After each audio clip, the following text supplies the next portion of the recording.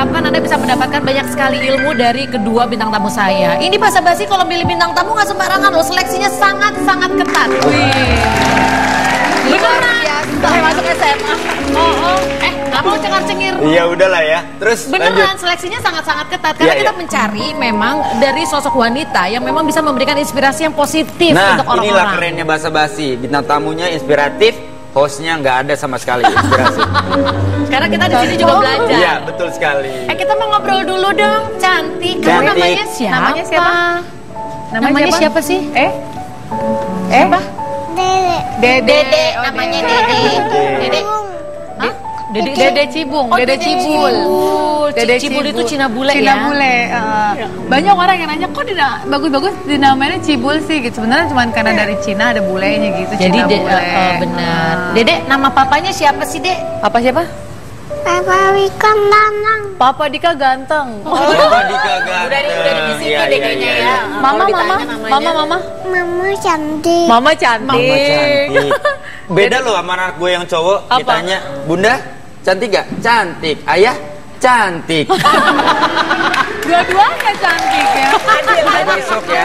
Adil tapinya. Tapi ya tahu, berarti dia tahu sisi kewanitaan gue memang ada gitu. Dia tahu bapaknya ada peluang buat jadi ngondek memang ya.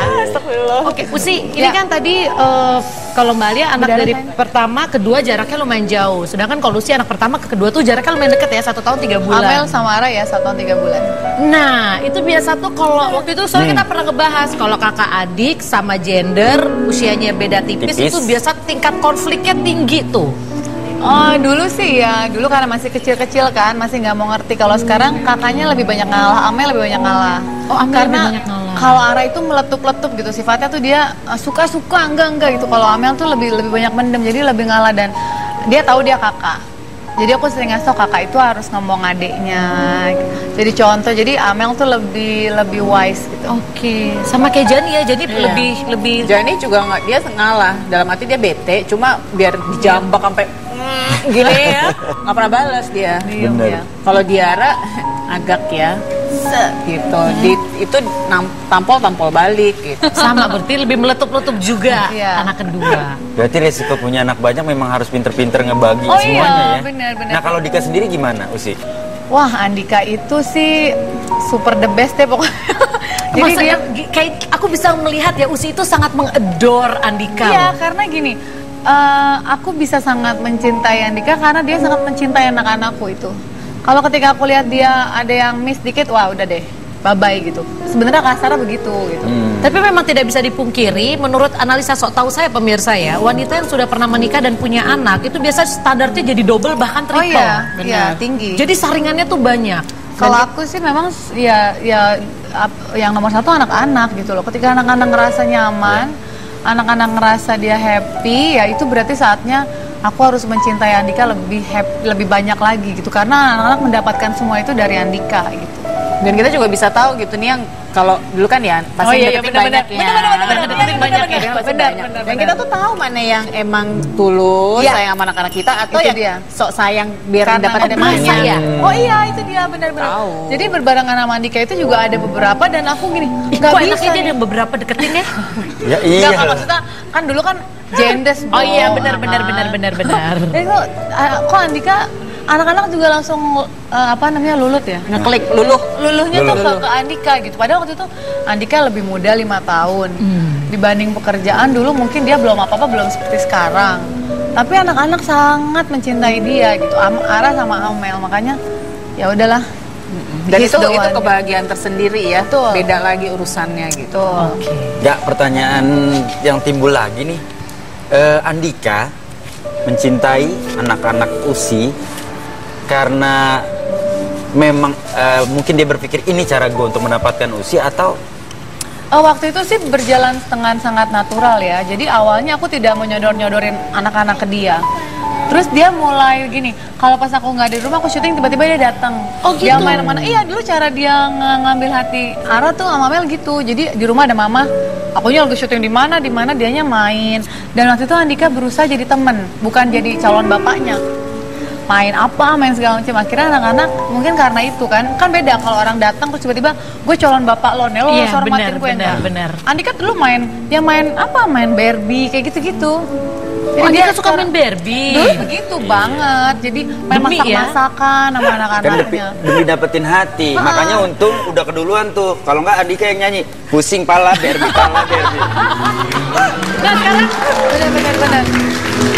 Karena kita akan melihat pemirsa, kalau dari tadi kan cuma diceritain doang bagaimana Andika deket sama anak-anak. Sekarang akan langsung saya berikan nih bisa dibilang tayangannya supaya Anda bisa melihat bagaimana Andika sangat dekat dengan anak-anaknya. Silahkan. Ada dong.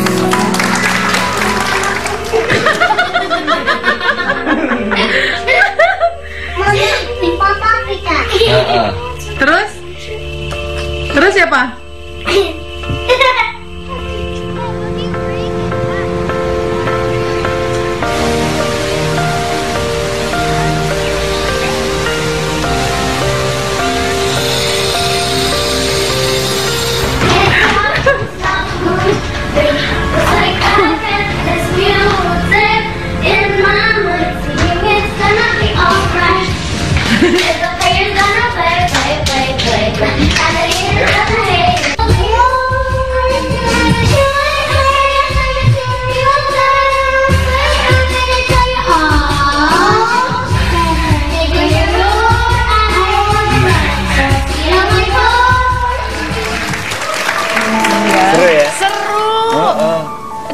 Punya anak banyak ternyata seru ya. Punya lagi, bikin lagi deh. Oke, saya permisi dulu, saya mau bangun. Nggak sekarang juga.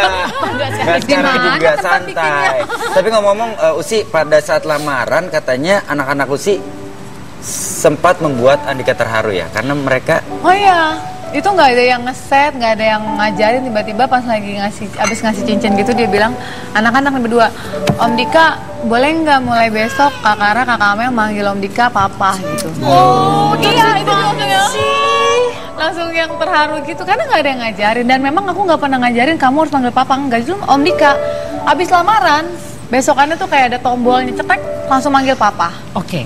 Gitu. Karena anak-anak itu memang nggak bisa dibohongin, betul. Anak-anak itu tahu mana yang tulus atau enggak. Nah sekarang sama Jani ya kita panggilnya ya. Dulu apakah semulus itu juga prosesnya? Mulus banget lah, alhamdulillah. Gimana sih Mbak, kasih tips dong? Mungkin ini sekarang ada yang lagi nonton, mau menikah lagi. Iya, atau mungkin Cipa nanti rencana jangan dong coy, sampai ngechat gue. Jangan sampai. Ya jadi apa ya? Ya mungkin satu memang faktor jodohnya juga gitu. Benar. Dan ketulusannya itu juga dari si laki-lakinya ini iya. gitu. Jadi Jani itu dulu juga cuma makan sekali sama Mas Ramzi udah langsung main bareng, terus udah gitu juga pernah tuh kayak Usi gitu. Ceritanya berantem gitu sama gue gitu ya, dia bete, gue teleponin nggak diangkat-angkat. Padahal sebenarnya tuh gue telepon, nih si Jani ini nanyain mulu, lo janji mau ke time zone lah waktu itu ya, tempat bermain. Kalau nggak ngangkat telepon gue SMS gitu. Kalau lo marah sama gue ya udah. Tapi ternyata tuh dia di balik semua itu tuh dia langsung udah jemput si Jani dulu ke rumah. Jadi mereka main berdua gitu loh ke time zone itu gitu. Jadi padahal waktu itu posisinya masih pacaran, lagi berantem, tapi dia tetap menjalankan kewajibannya. Betul. Ya sebenarnya nggak kewajiban, dia senang aja, dia happy aja dengan Jani. Gitu. Maksudnya mungkin bukan kewajiban, tapi lebih dia tetap menepati janjinya, dia tetap memikirkan Jani. Benar, karena Janinya juga nelfonin aku, Mama nih Om Ramzi jadi nggak gitu mau main sama aku gitu. Ternyata dia nggak lupa. Jadi ya itu semua blessing kok, itu blessing gitu. Jadi bersyukurlah gitu bahwa kita dikasih kesempatan untuk berumah tangga lagi dengan pria yang baik. Aduh, kayak Riayang ya. Dengan pria yang baik dan sayang sama anak-anak gitu. Karena aku juga nggak pernah merasa ada perbedaan sedikit pun tuh nggak ada gitu dari Mas Ramzi. Kadang-kadang gue lupa gitu. Malah kadang-kadang kalau ada yang benerannya gitu ya, saking sama. Bener. Iya, sangat hal yang sama. Aku juga sering ngerasa gitu. Nggak ada perbedaan sama sekali gitu. Oke. Nanti kita bakal ngobrol lagi ya Wendy ya. Ini nampaknya makin kesini makin seru pemirsa. Dan yang lebih menarik lagi, aku tadi sempat ngomong sama Mbak Alia, bahkan Mbak Alia dengan mantan suaminya pun, dan mantan suaminya sudah menikah, punya anak-anak. Anak-anak mereka pun saling bermain, saling bersilaturahmi, bahkan bisa saling titip-titipan anak. Oke, gimana caranya hubungannya bisa sampai seperti itu? Jangan kemana-mana, tetap di Bahasa Basi, Bahasana bahas ini. We're back together,